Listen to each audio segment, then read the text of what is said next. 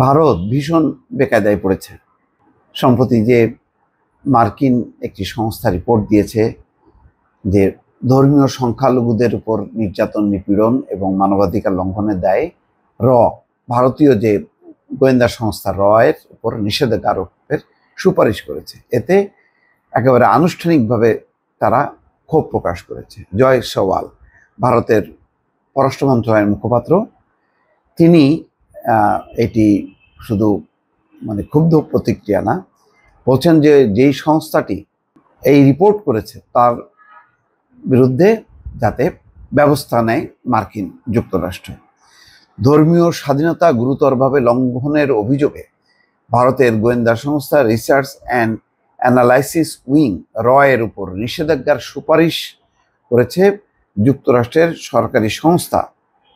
যুক্তরাষ্ট্রের কিন্তু সরকারি সংস্থা United States Commission of International religious freedom বা USCIRF, এটা হলো মার্কিন একটা সরকারি সংস্থা।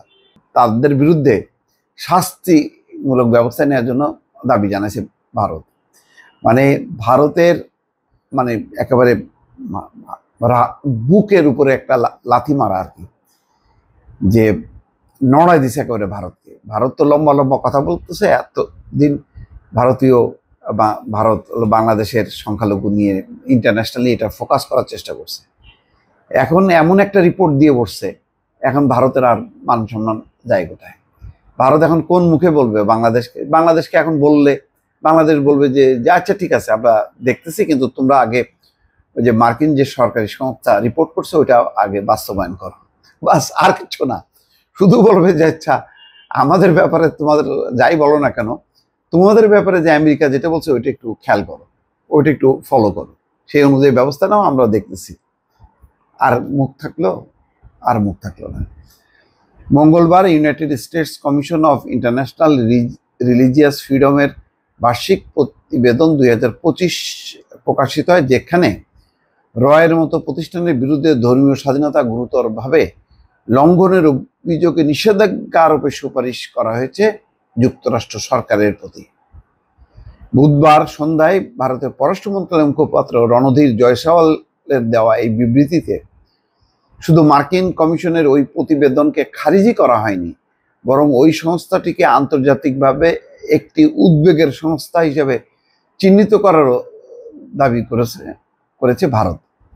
দিল্লিতে পররাষ্ট্র মন্ত্রণালয়ের ওই বিবৃতিতে বলা হয়, ওই সংস্থা যেভাবে পরিস্থিতি পক্ষপাতপূর্ণ এবং রাজনৈতিক উদ্দেশ্যপূর্ণ মূল্যায়নকে তাদের প্যাটার্ন করে তুলেছে এবং তথ্যকে বিকৃত করে পেশ করেছে, তাতে ওই বর্ণনাই তাদের প্রাপ্য। তার বলছে ওটা একটা উদ্বেগের সংস্থা। তোমাদের বিরুদ্ধে এই প্রতিবেদনটা যদি বাংলাদেশের বিরুদ্ধে দিতে পারতো, তো তারা তো দেয়নি, তোমাদেরকে বলছে।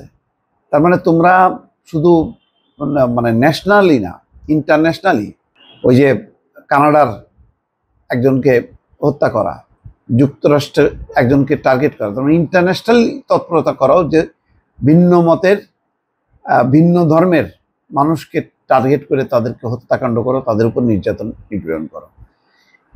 এই সংস্থা তো তারা বিশ্বব্যাপী, তারা ভিয়েতনাম, চীন, নানা দেশ নিয়ে আলোচনা আছে, কই বাংলাদেশকে নিয়ে তো আলোচনা করেনি।